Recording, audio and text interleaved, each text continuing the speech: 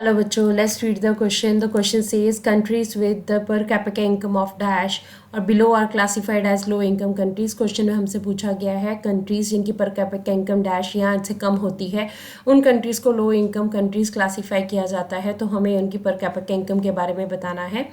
Let's read about the answer. Answer says to compare the countries per capita income is used. Compare करने के लिए countries को per capita income को use किया जाता है, जैसे एवरेज इनकम भी कहा जाता है. पर कैपिटा इनकम को कैसे पता किया जाता है? नेशनल इनकम को टोटल पॉपुलेशन से डिवाइड किया जाता है.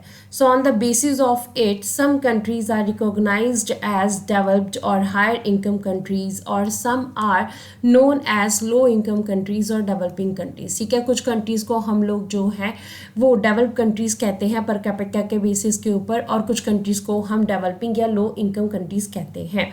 सो डेवलप कंट्रीज उन कंट्रीज को कहा जाता है जिनकी per capita income $49,300 per annum और अबव है. डेवलपिंग कंट्रीज उनको कहा जाता है जिनकी पर कैपिटा इनकम जो है $2500 और लेस है. सो हमारे पास आंसर क्या आएगा, क्योंकि इन्होंने हमें बिलो पूछी हुई है, हमें कम पूछी हुई है, लो इनकम कंट्रीज पूछी हुई है, तो हमारे पास आंसर आएगा $2500 या 2500.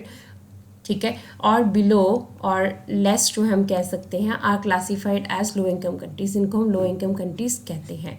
This is the answer of the question. Hope so you understood the question as well as the answer. Thank you.